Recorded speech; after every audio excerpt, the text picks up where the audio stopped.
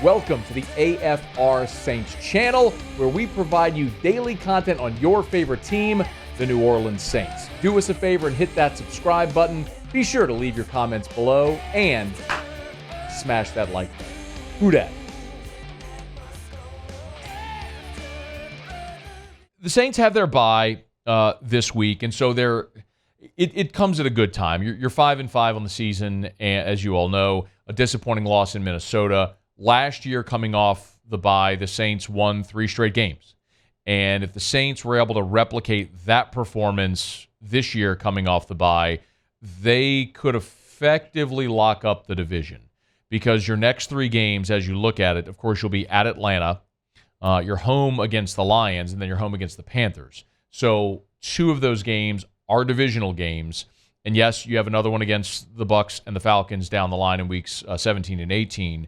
But it's hard to imagine, if you're able to put together a winning streak like you did a year ago coming off the bye, that anybody would catch you. So it's going to be critically important for the Saints to come out of their bye sharp and ready. As a matter of fact, Dennis Allen, when he met with reporters to preview this, talked a little bit about their plans for the bye week.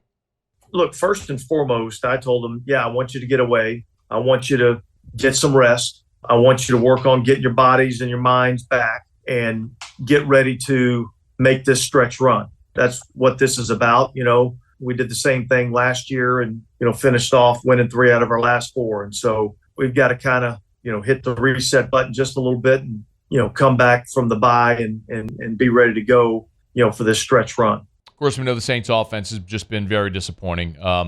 21 points a game, that's 18th in the NFL. And when you look at the talent they have on this offense, it's just flatly not good enough. So, one conversation that we've had pretty extensively is about staff changes. And a conversation like that is legitimized further. That's not just fan fodder. That's legitimized further when you look at what just happened in Buffalo, where they had a very disappointing loss in prime time, and they decided to fire Ken Dorsey and elevate Joe Brady for the remainder of the season. They saw an opportunity in Buffalo slipping away. You've got your franchise quarterback. You have a team that you feel like should win that division, should make a playoff push. You're at 500 through 10 weeks, and you realize, man, we have to do something or this slips away, and they got aggressive and decided to make a change. And so there's been a lot of conversation about Pete Carmichael and what the Saints might do if they moved on from there. And Dennis Allen was asked point blank if during this bye week they would consider staff changes. I think we'll evaluate everything that we're doing, and we know we have to do better than, what we've done. We've been way too inconsistent. We need a lot more inconsistency, but no, I don't anticipate any staff changes during the bye week. Does not anticipate staff changes during the bye week. He acknowledged that they've been way too inconsistent and that they need more inconsistency. What we've done, we've been way too inconsistent. We need a lot more inconsistency, but yes, you need more that's what you need. When you're way too inconsistent, you need more inconsistency, Dennis Allen. I get it. I'm being hard on the guy. He tripped over his words. He said the wrong thing. But, geez, it's low-hanging fruit at this point, fella. What are you doing? We need more inconsistency? We need more inconsistency? We need a lot more inconsistency, but... Do you think maybe he meant we need more inconsistency, not inconsistent? It could. That's a wonderful attempt by you. Trying to help him out here, man. Terrific job at spin doctoring. He needs it. Yes, he does. He needs it. You're like the presidential press conference person, the White House spokesperson. Yeah. Where you walk up to and it doesn't matter this one or any of them. You walk up, you have those big binders, whatever they talk about, you start flipping to the page where you got your notes ready, bro. That's Muse. No, he meant we need more in the way of consistency. No, that's not it. That's not at all. So Sneaky Pete will be back for another week, at least. And then, the problem with the Saints team, hat tip to the folks over at Saints Wire. They put together the top 10 and bottom 10 graded players on the Saints by Pro Football Focus on offense and defense. So top 10 offense, top 10 defense, bottom 10 offense, bottom 10 defense. And I say this all the time about Pro Football Focus. It's not the standard. It is a tool to use. It's not the be-all, end-all. It's just a metric, a tool. But sometimes it is revealing. When you look at the Saints, I just mentioned, right? They're 18th in the NFL in scoring. And when you look at them recently here, 19 points against the Vikings, 24 against the Bears. And that 24, remember, on a day where you had 5 turnovers and you put just 24 points on the board. Here's the top 10 graded players offensively for the New Orleans Saints. Highest graded offensive player, Chris Olave. Number 2, Eric McCoy, Ryan Ramczyk, Taysom Hill, Rashid Shaheed 5, Kamara 6, Derek Carr 7, Jameis, Michael Thomas, Kendre Miller. That's your top 10. You know what stands out there? It's a whole bunch of starters. It's guys you count on.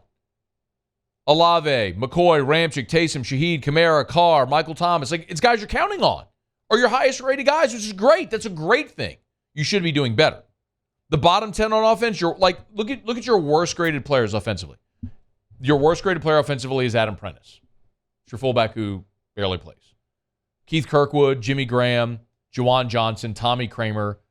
That's your 5 lowest graded players offensively. Prentice, Kirkwood, Graham, Juwan Johnson, Tommy Kramer. Then Andrus Peat is your 6th worst. Jamal Williams, Nick Saldiveri, Max Garcia, and then Trevor Penning. So a lot of those rotational linemen that haven't played well, Saldiveri, Garcia, Penning, obviously. But you've got of that whole list of the worst 10 players in your offense, Andrus Peat's the only starter. I guess Juwan Johnson. But and then Pete wasn't even a starter to begin the season. And now he's playing out of position. So my point is, your offense should be producing way more than they are. But it speaks to what we talk about. They're great at gobbling up yards and moving the football, and they bog down in the red zone. They're good defensively. Who do you think, Muse, who do you think is the highest graded defensive player for the Saints so far this year? It should be pretty easy. Yeah, I'm going to go with Demario Davis. He's number 2. Number 1 would be Paulson Adebo. Yes. It's going to be neither or. Davis leads in tackles. He's awesome, but Adebo's had an amazing year. Adebo 1, Davis 2. Ugo Amadi, Isaac Yiadom, Carl Granderson 5, Cam, Malcolm Roach, Peyton Turner, although he's only played 7 snaps. Tyron, and then Tano Passanio.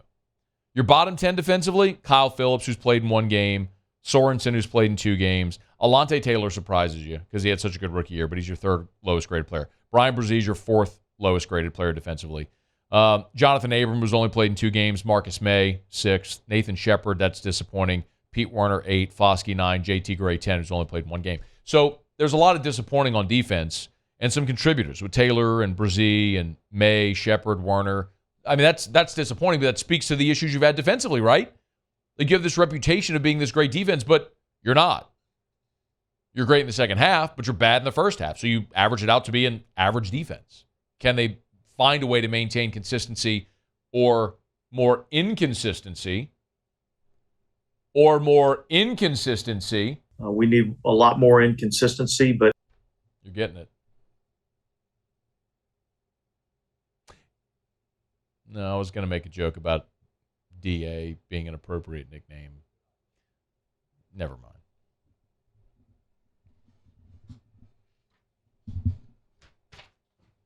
The bye week comes at a good time for the New Orleans Saints. For all of us. Unplug, disengage, get out of town, rest, get healthy, come back feeling better about yourself, see if you can go get on a little bit of a streak here. Hey, thanks so much for watching. Please leave your comments. I love to interact, and be sure to hit the red subscribe button below.